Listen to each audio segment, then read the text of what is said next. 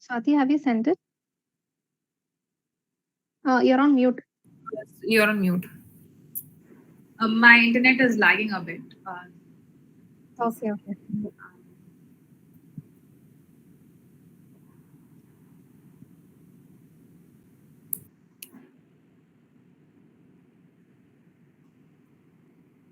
Swati, try with your video off. Wait.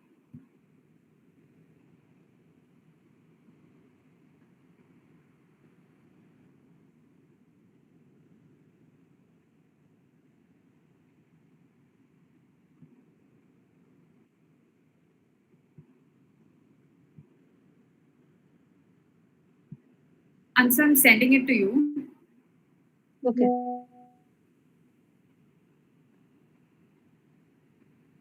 Okay, so by the time, can I ask you a question? Is it already sent, or can Got I it, ask got a it, got question? it. I'm Yeah, then fine, you can just start. Choose.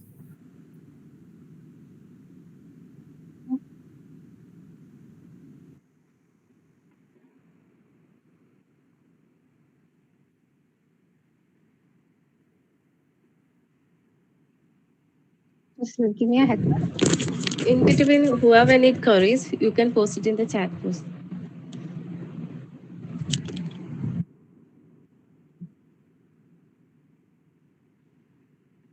Is that visible? Yes. Yeah. All right. So I'm not going to take much time. So I'll just be dealing with few terminologies, like some basic terminologies.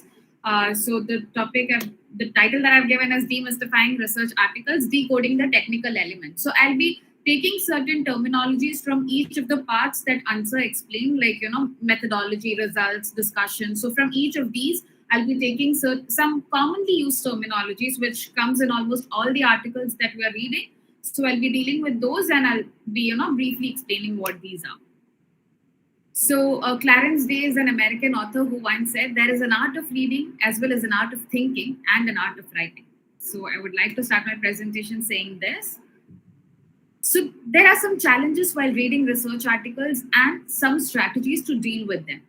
So one is unawareness of the language and structure of an article. So I think that is the most important issue that we all find. Like even when I started reading a research article, it was the most irritating thing for me was not understanding the terminologies. You end up feeling so dumb that you feel okay, it's better not to read it.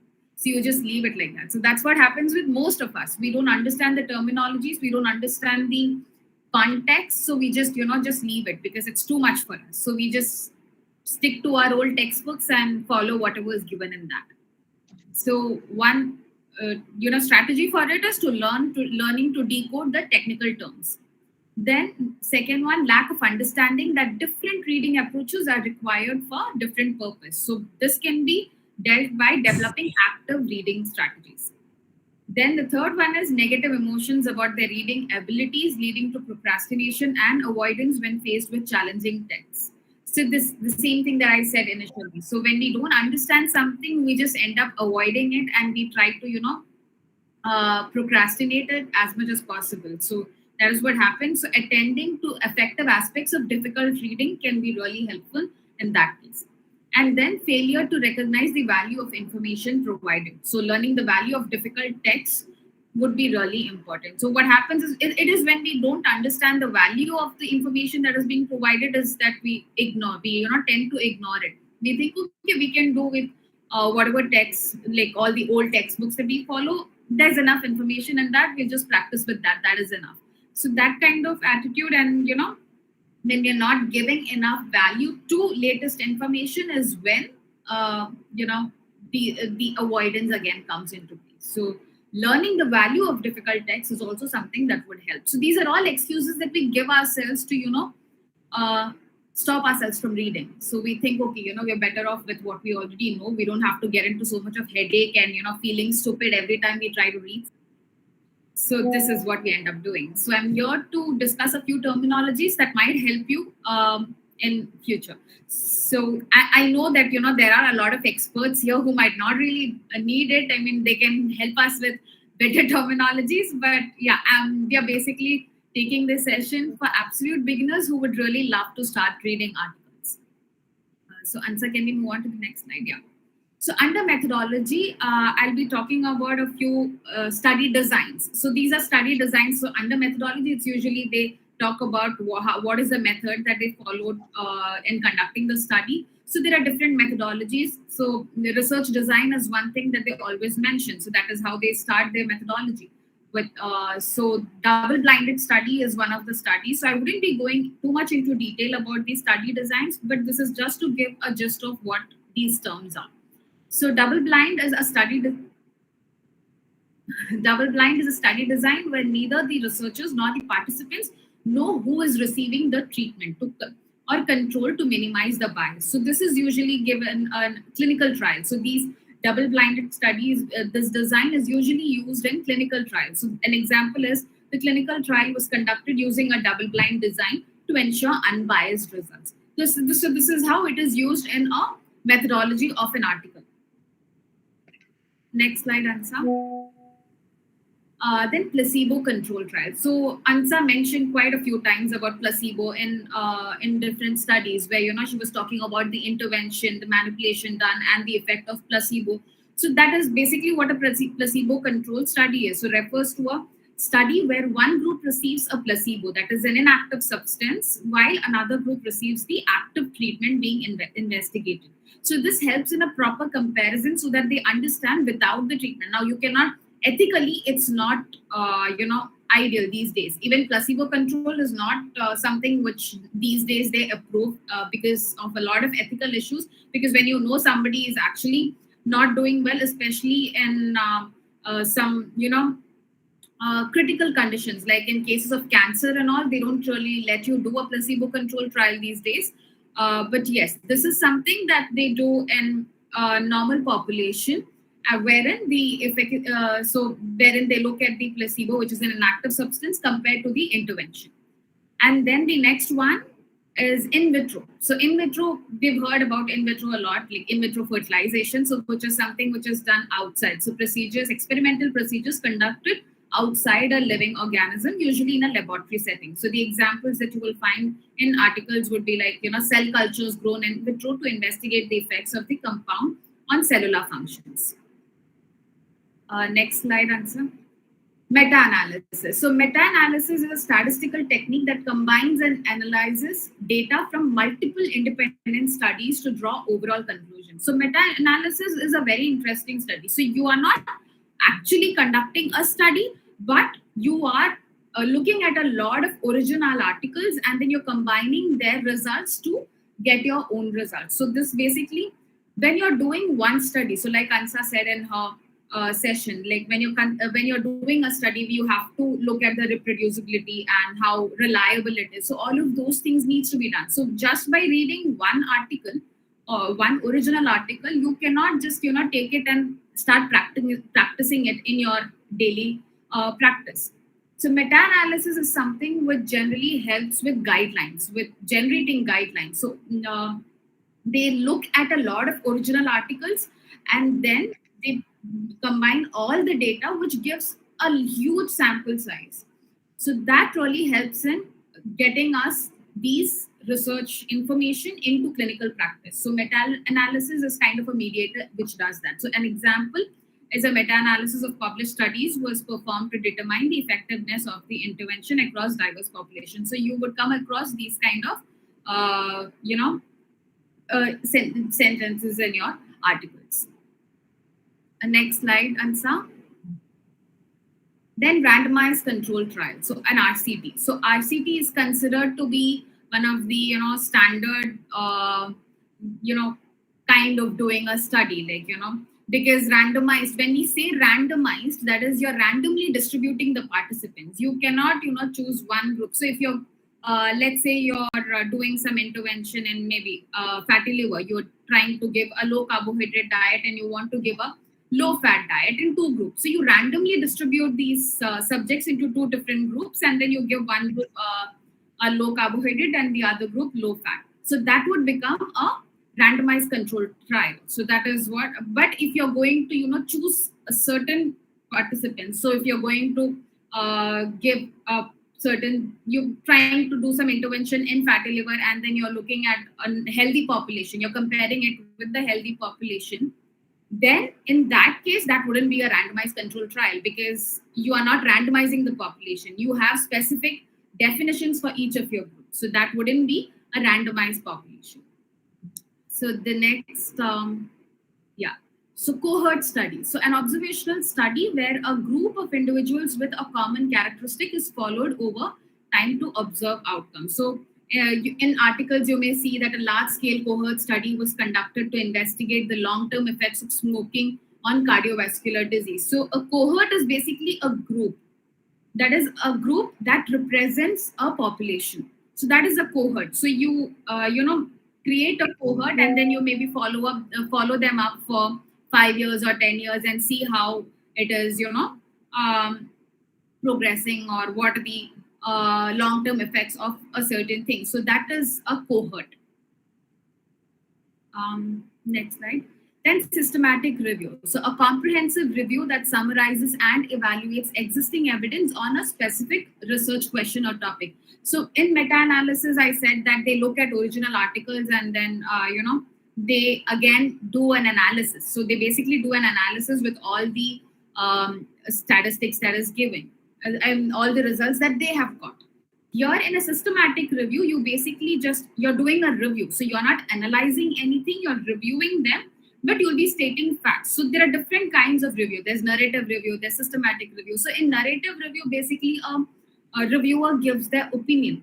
But in a systematic review, it's more of facts. So they're saying, okay, this is what a group said, but in contrast, there were these kind of results also that were found. So they just state as what are the evidences that are available to us. So that is a systematic review. Next slide, please. So under statistical analysis, you will see a few terminologies. So that is, one is p-value. So again, Ansa mentioned about p-value. So it is a statistical measure used to determine the significance of results. So it indicates the probability of obtaining the observed data by chance alone. So usually in p-value lesser than 0.05 is considered as a statistically significant result. So any value which is lower, so the lower the p-value, better the significance. So example, they say in articles that the study reported a significant difference between two groups with a p-value of less than 0.05. Next slide, Ansa. Yeah, so standard deviation. So a measure of variability that indicates how spread out the data points are from the mean. So by reading studies, you would have seen, they mention the mean. So let's say they're mentioning the mean age. So let's say they looked at the age group from 20 to 60, and the mean age is somewhere between 35 or 37. And they always put a plus or minus, maybe 7.5 or 12.5 or something of that sort. That plus or minus whatever value you have next, that is the standard deviation. So that basically talks about what is the variation from the mean. So how spread out the data is from the mean is what we are talking about in standard deviation. Next slide. Yeah, confidence interval. So this confidence interval was something that used to always bother me, because I never used to understand, no matter how many classes I attended, no matter what, confidence interval was something that never used to get into my head for some reason, even though it's very easy to understand. So this is again a range of values that provides an estimated level of certainty for an observed effect. So basically, it's just, as the name suggests, it's just saying that, I'm not, so if you're saying, okay, I've got a result which is significant, I've got a p-value of less than 0.05, and in my study, so I checked that, okay, I did a study wherein I gave a low carbohydrate diet to a fatty liver population, and I saw that it has, a significant result. So when you're saying confidence interval, so you'll always see 95% confidence interval. So by that, what you're trying to say is, I'm 95% confidence that this is true.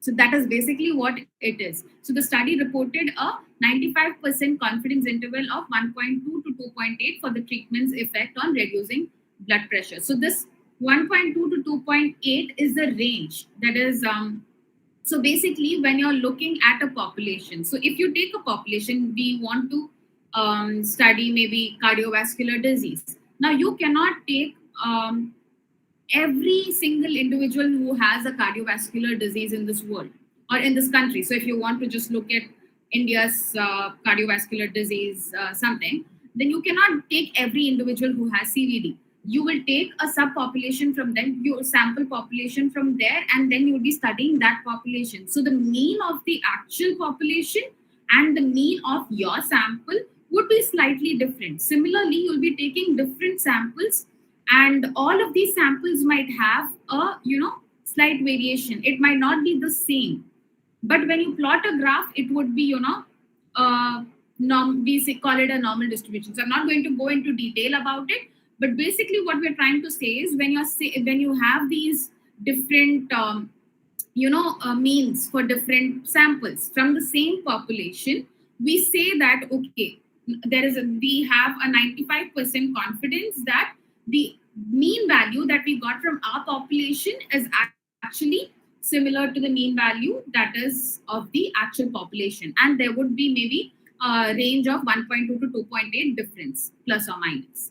So that is what we are talking about in confidence interval. Next is relative. So next we'll be talking about results.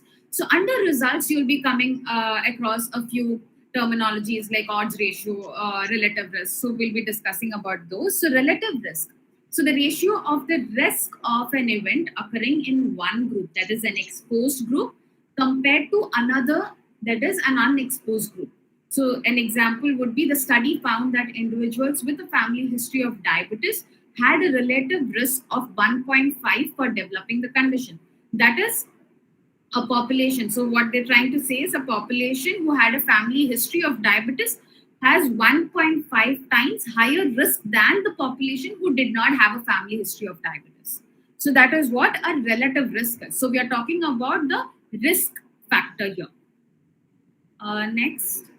Now, odds ratio. So odds ratio is similar to relative risk. Like it might seem confusing to some because the definition is kind of similar. So here we are talking about the ratio of the odds of an event. So the difference is the name as such. So relative risk, we are looking at the risk. Odds ratio, we are looking at the odds of developing a disease. So generally odds is we are saying into the future, like okay, the odds ratio of experiencing a heart attack in smokers versus non-smokers was 2.3. So we are saying that there's like 2.3% higher chances of the smokers developing a heart attack or experiencing a heart attack. So odds of them getting a heart attack is higher, is what we are trying to say. So that's the difference between odds ratio and relative risk. Now next is hazard ratio.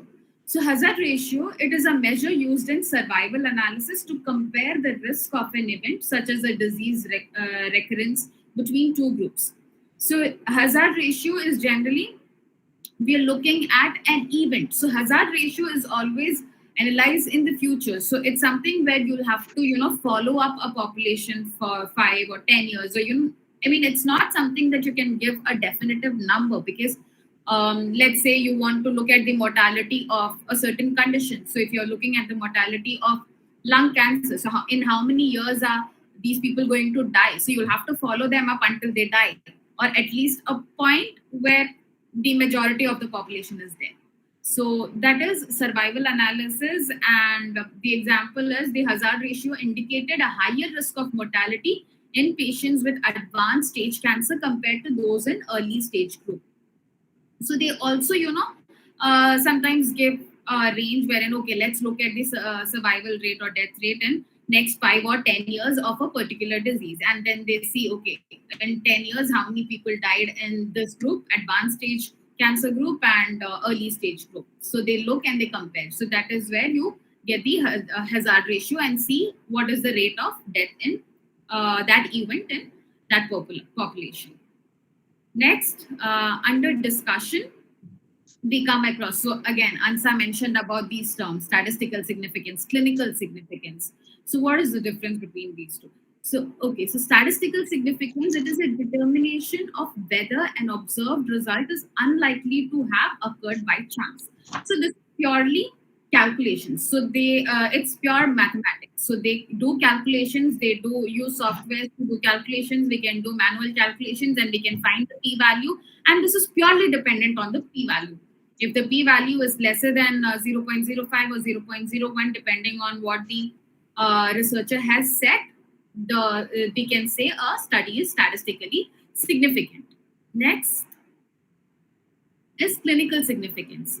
So, the practical or meaningful impact of an intervention or research finding on patient outcomes or healthcare practice.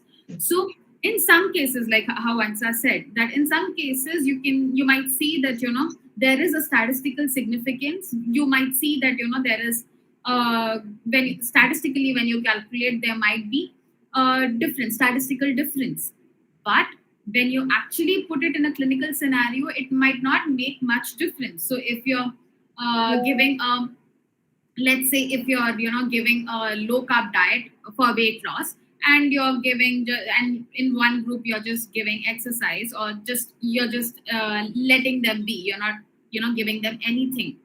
So in this group, which you gave low carbohydrate diet, you saw that there has been maybe a kg loss in 3 months. But maybe you got a statistical significance, but clinically that's not significant. So I'm just giving you an example. That's not happening, but I'm just giving you an example to get a context. Whereas in certain studies there might be no statistical significance, but there might be clinical significance. So you saw that there is a difference, like clinically there is a difference, but maybe because of lower sample size or maybe some other confounding factors, you couldn't get a statistical significance. But that there still could be clinical significance even though there is no statistical significance. Next slide. Yeah, so the effect size. So this is a quantitative measure of the magnitude of a treatment effect or the strength of an association. So now, when after looking at the statistical significance, an effect size is something which will give you, which will basically tell you how clinically significant it is. So that helps in understanding, helps you understand the clinical significance of a particular study. So again, there are calculations for this effect size. So one of the examples could be the effect size indicated a large and clinically meaningful reduction in pain scores following the intervention. So this effect size is something which gives you an idea about how well this can be translated into your practice. Would the study that you did, or would the study that you just read can be applied into clinical scenario? So that is what we see in the effect size. Next slide, please. Yeah, so to summarize, understanding these terminologies ensures accurate comprehension of research findings. They help in effective communication of complex concepts and findings. It facilitates access to current research and informs evidence-based practice. It gives contributions to research discussions and advancements in our fields. And they also improve patient care by integrating the most current and relevant evidence. So I hope this was helpful. So please let me know if you have any questions. Thank you so much, Swathilakshmi. So if any doubts, please ask.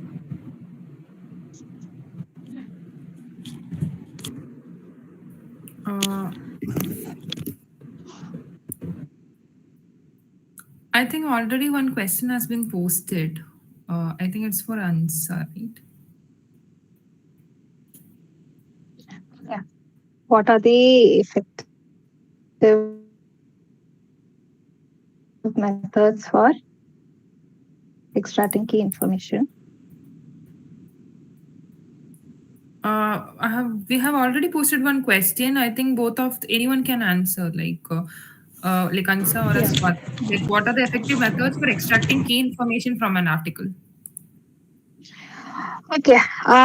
So something that you can do to extract information, while you're reading an article and all is, basically you need to understand what is the question, or like what is it that you want to understand. And on the basis of that, while you're actively reading, you have to kind of do something like a note taking, or highlight the pointers and then, summarize it so that helps to extract and that helps to kind of retain the information. Okay.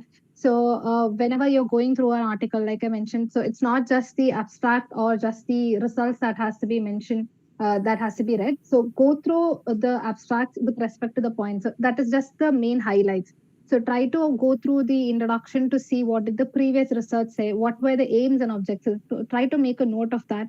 Then come into the methodology session and then check for what were the demographic parameters that they have taken, what were the co-founders that they had identified, and then go into the discussions and the results to see what was the p values, what was the founding factors. So making sure that you take notes, making sure that you kind of mark and highlight will help to cross check between your methods and then your results and your discussion. So one of the method that I would say to effectively extract key information is to basically go through the things, make notes and highlight things so that you can cross check. So you have to keep these few pointers in mind with regards to methodology and all, so that you don't miss out any important points. So also reading about the limitations and strengths is also very important. We have another question. I think Swati, you can take it. What is a Cochrane review and what is a peer reviewed?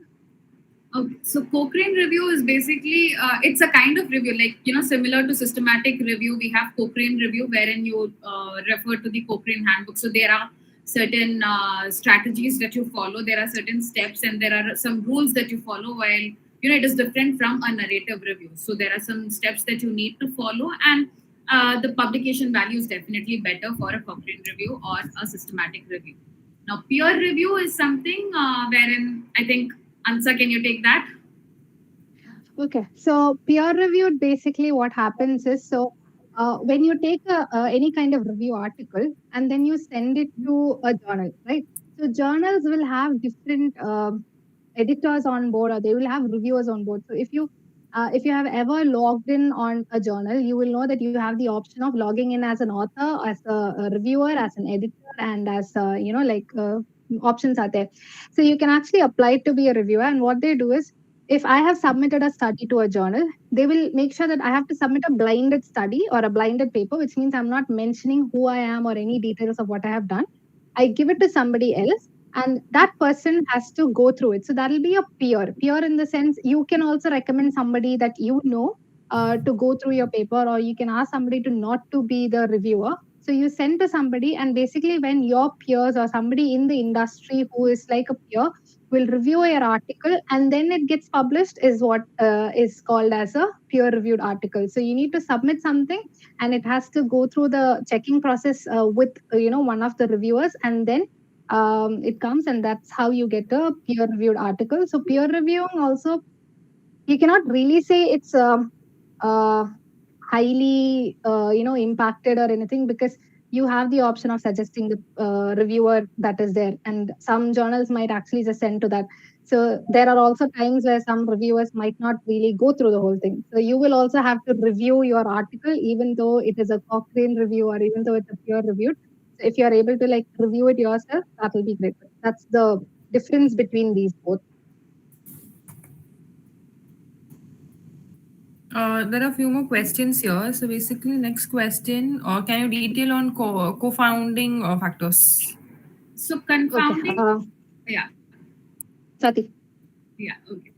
So confounding factors are basically when you're looking at a study, and maybe you're looking at the association between certain exercise and the effect on weight loss. You're looking at effect of exercise on weight loss.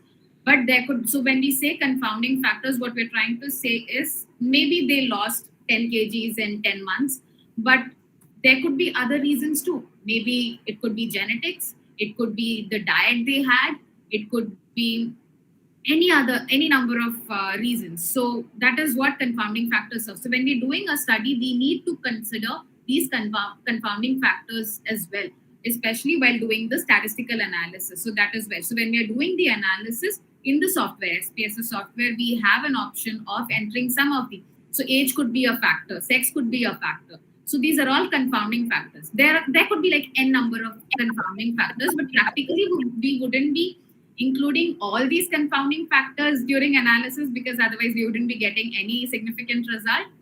But some of the significant ones, like age, again depending on what we are looking at. So in case of exercise, maybe diet could be one of the confounding factors. So if you're looking at the energy intake, that would be one of the confounding factors. So if you've calculated that, energy intake could be one of the confounding factor that you are adding. So these kind of things, they are confounding factors. Do you want to add something else, Ansa? No, so basically you've cleared it. I'll just give one tiny example. So we know that when we take protein, it helps with muscle protein synthesis, or to help with muscles improve in their mass. But also if you do weight training, that also helps to improve your muscle mass. So how do you know if was it weight training or was it diet that actually helped?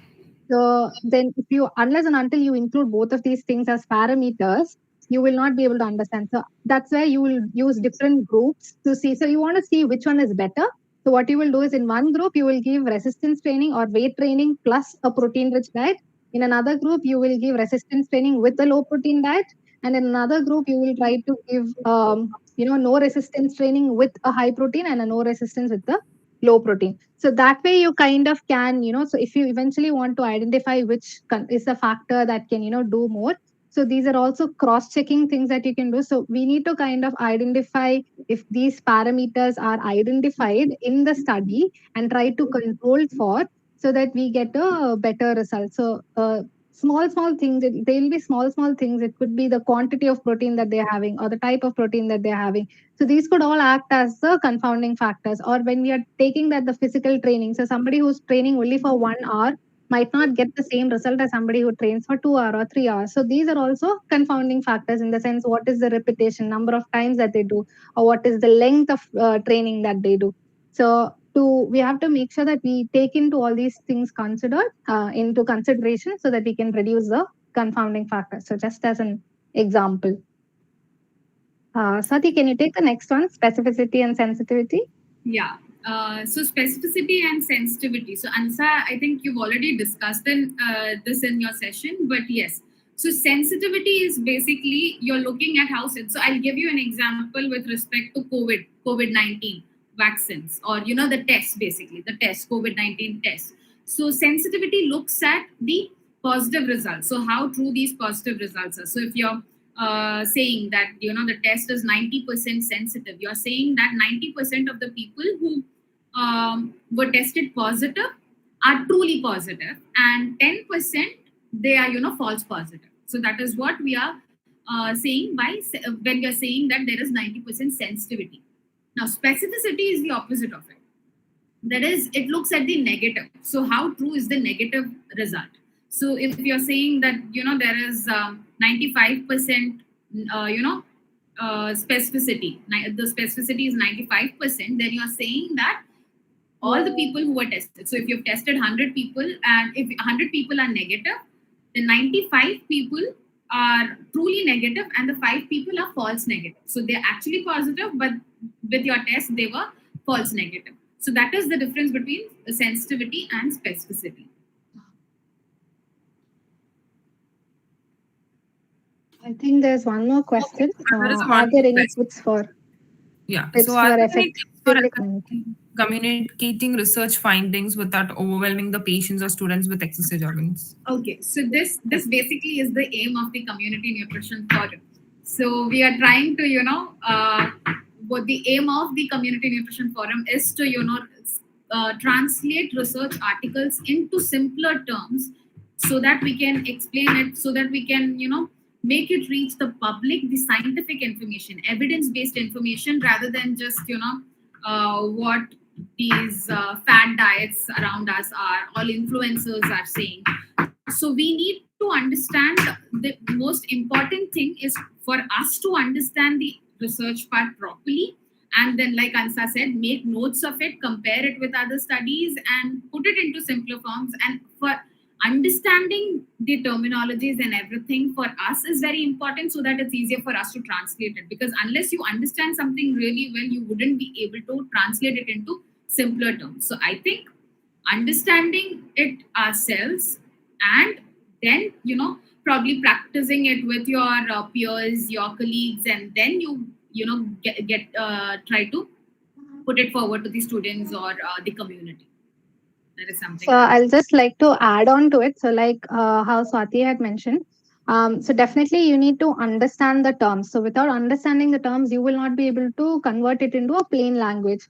So we need to first know what our audience is, or who are we going to tell to? Are we going to tell to a patient, or are we going to talk to a student? And then accordingly, you decide what are the terms that you need to use, or what are the wordings that has to be done. And then the next thing that actually can help is if you can provide a context and something that's relevant to them, that will actually make them more understand. So if we can give real life situation where we are talking about, oh, okay, people do weight training because they want to increase their muscle strength or muscle mass. So if you eat protein, this is what happens. So if you can give real life context and real life scenarios, that will become easier. And wherever possible, you can probably use like graphs and charts and infographics so that it is more visual, so that they can understand it that way. And wherever possible, try to give it as examples, try to give it as like stories, so that it's an engaging conversation that is there. And definitely if you can give handouts like like pamphlets or like information brochures, so that people can read through it and go through it later on. So that also will actually help to make sure that we are making it more engaging for them. So yeah.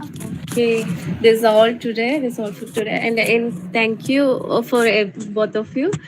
And on behalf of our committee, you both did a great job. And also I want to thank for Team Meraki, who did a great job to make it possible. And also, also want to thank you, all of you who are presented today, for making the time for us and making this event as a successful event. Okay, thank you so much for this. Thank you so much, everyone, for being here. Hope the session was really interesting and you have some takeaways from here. Thank you all. Thank you so much, Swati and Ansa, for taking such a lovely session. I think most of them have got an idea how an article and how we can able to read an article, because most of them were not used to, as you said in the beginning of the session itself, most of even us are not very much into the article field. But thank you for explaining it in a very great manner. I think, So Team Meraki are yet to start with more and more sessions coming up, so stay tuned. So we'll be back soon. Thank you so much. Thank you, everyone. Thank you. Have a nice night.